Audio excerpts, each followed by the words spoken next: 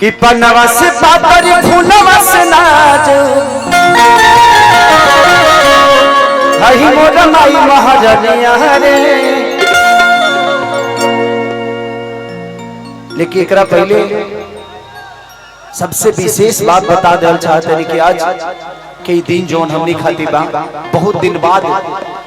हम मदारपुर के धरती पर बहुत दिन बाद साथ कार्यक्रम मैंने अभी कौन में ठंडा लगता है कि तू पंखा लगा दे लो आज तेरा के गजब खत्म बड़ा है ना ले जाएगा ऊपर इनका के हटावा ना मर दे तारा लगता है हम कॉमेडी करता नहीं ले जाएंगे के होने रखा लौकत है मैंने हमार मुड़ी ले हल जरूरी बा मुंह देखा होने ले जा वो अभी जाओगे वाला ले ले फोटो। तो विकास भैया को दिल से प्रणाम कि आज मेरी पुराने धरती पे आपने मुझे और मनु भाई को दिल से धन्यवाद कि आप लोगों की वजह से मैं अपने स्ट्रगल पीरियड के लोगों से मिल पाया, इन लोगों से अपना प्यार और आशीर्वाद ले पा रहा हूँ। भगवती के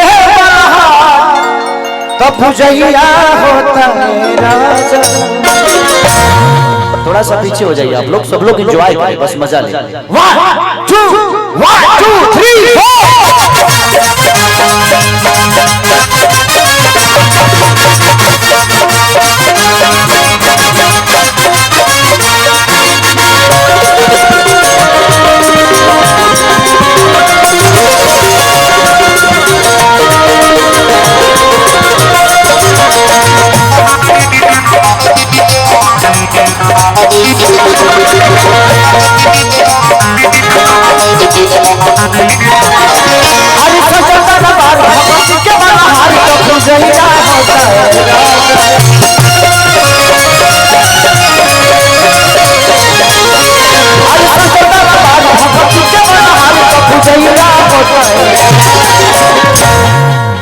थोड़ा सा ढोलक का बढ़ा दीजिए आवाज,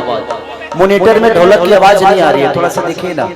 साउंड ऑपरेटर। साजे से होएगा बजाता तबला में और ढोलक में दोनों में बढ़ा दीजिए, बढ़ाइए बढ़ाइए बढ़ाइए और बढ़ाइए और बढ़ाइए। हाँ हाँ हाँ कि नदी नदिया जाने लोग जागेला तो माइके लागल बावे माइके लागल बावे माइके लागल बावे निमिया के झुलुआ बनले बाबा झुलुआ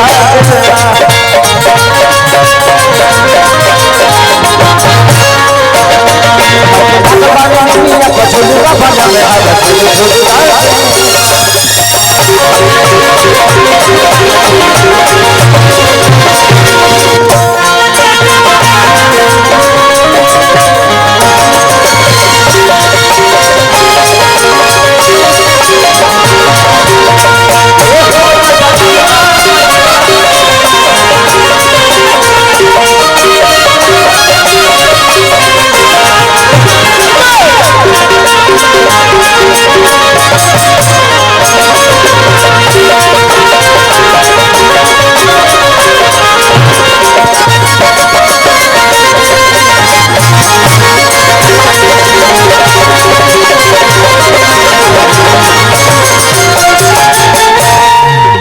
देख लीजिएगा मंच ज्यादा कमजोर तो नहीं है ना,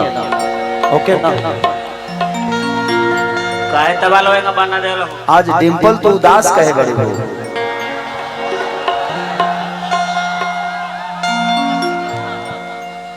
आप जब बोलते हो तो सच्चे लगते हो और इस उदासी से ज्यादा हंसते हुए अच्छे लगते हो। कितना लोग देखो लेकिन नहीं, हमारे लिए आप हमेशा बेहतर करते हैं और आप अपने जीवन में भी बेहतर कर रही है। पगली चिंता मत करो, मैं कुछ बोलने वाला नहीं, ऐसे ही हम ये बात से बड़ा दूर रहता नहीं। जिंदगी में आपकी बातों को दुनिया सुनती है, ये कम उपलब्धि नहीं है, उसको बुरा मत समझना। कुछ तो बात है आप में, अरे हम जानते हैं तुरा में का बा, छोड़ दुनिया के, हम देख ले बनी नू, छोड़ दुनिया का कहता मत फिर में पड़ी हो, हम जाना तरी तरह में का बा, बहुत बा बाप ना बाप कि कल सब आई बा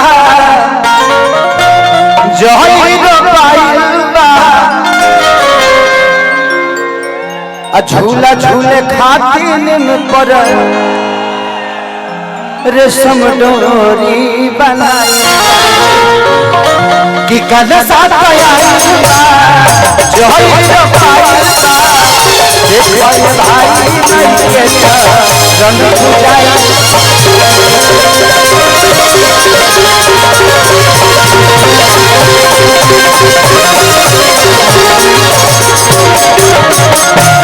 रंग भक्ति से कबहू न भागेला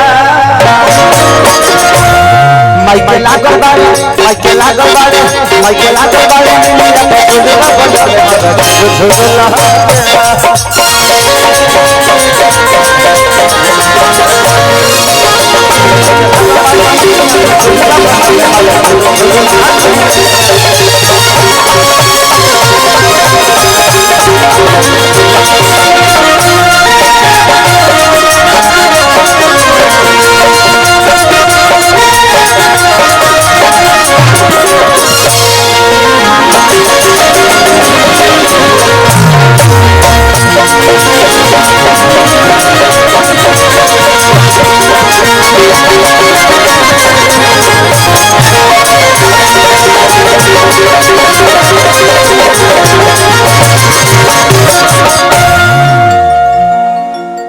कि अखिलेश बेदर्दी आइले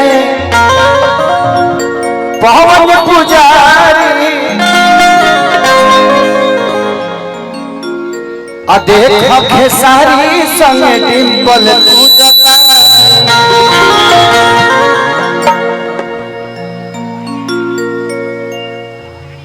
तारा दूसर जगह ना मिलल हो कि अखिलेश बेदर्दी आइले पवन पुजारी देख खेसारी संग डिंपल पूजता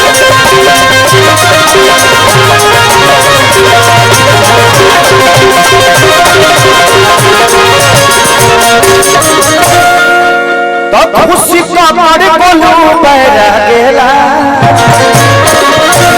तो माइके लागल बारे माइके लागल बारे माइके लागल बारे पछलू बोलो में हर झुरु झुरु लागे